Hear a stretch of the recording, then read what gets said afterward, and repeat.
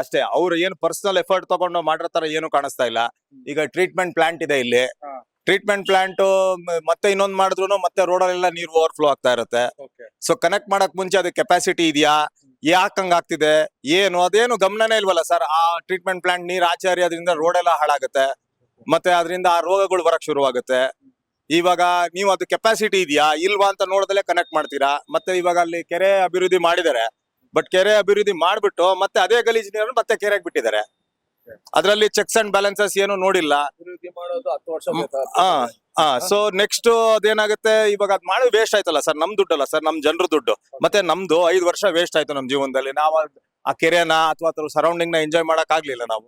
ಅಲ್ಲ, ಇಷ್ಟಾದ್ರೂ ಕೂಡ ಇಲ್ಲಿ ಕಾಂಗ್ರೆಸ್ ಅಭ್ಯರ್ಥಿ ಕೊನೆ ಕ್ಷಣದಲ್ಲಿ ಹೆಸರು ಬಂತು, ಸಾಕಷ್ಟು ಪೈಪೋಟಿಯನ್ನ ಕೊಟ್ರು, ಆದ್ರೂ ರಿಸಲ್ಟ್ ಆಗ್ಲಿಲ್ಲ. ಸರ್ ಅದಕ್ಕೆ ಪೊಲಿಟಿಕಲಿ ನಾನಾ ಕಾರಣ ಇರ್ಬೋದು.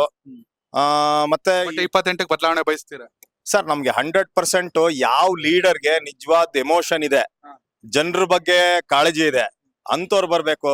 ಪಾರ್ಟಿ ಬಂದ್ಬಿಟ್ಟು ಅದು ಸಪರೇಟ್ ಸಬ್ಜೆಕ್ಟ್. ಬಟ್ ಲೀಡರ್ಶಿಪ್ ಇದು 15 ಇಯರ್ಸ್ ವರ್ಕೌಟ್ ಆಗಿಲ್ಲ ಅಂದ್ರೆ 100% ಚೇಂಜ್ ಬೇಕೇ ಬೇಕು ಸರ್.